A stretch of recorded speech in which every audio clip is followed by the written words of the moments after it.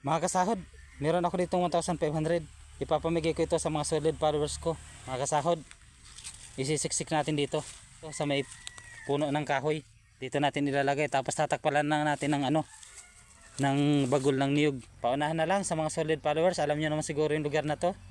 Tingnan na natin saglit yung lugar. Pasadahan natin ng mabilis. Ayan, makikita naman ninyo yung lugar. Ayan. Ayan, ito may puno ng kahoy. Tandaan nyo lang itong puno ng kahoy.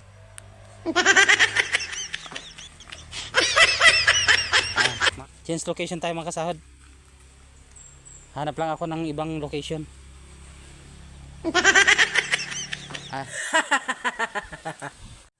Hanap tayo ng ibang location. Sa medyo malayo-layo tayo mga kasahod. Lahat lang tayo ng location. Ito pang 1.5 mga kasahod. Dito malayo-layo na to. Siguro pwede na to. Dito na lang natin itatago sa may ugat. Ayan o. Pakita ko lang sa inyo. Ito. Kahoy, ay sa may ugat ng puno ng kahoy. Ayan mga kasahod. Ayan. Sa mga nakakaalam ng saglit mga kasahod. Change location ulit tayo. Hanap ulit ako ng ibang location mga kasahod. Sa medyo malayo-layo. Yan, dito tayo sa kabila. Ito pa rin yung 1.5 mga kasahod. Yan, malayo-layo na natin lakad mga kasahod. Malayo-layo na, nandito na tayo sa may kahuyan. Ito mga kasahod. Para ilipat natin itong location ng ano, pira. Hanap tayo ng isang location. Malayo na narating. O mga kasahod.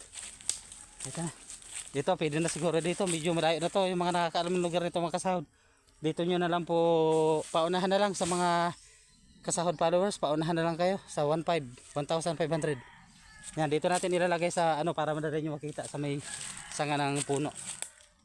Ayan. Ito sa may sanga ng puno mga kasahod. Pwede na talaga to. Malayo na narating natin. Nasa kahuyan na tayo. Nasa gitna na tayo ng gubat. Kaya sigurado talagang wala nang nakasunod sa atin. Challenge na talaga to mga kasahod. Para sa inyo to lahat mga kasahod. Para sa inyo to lahat mga kasahod.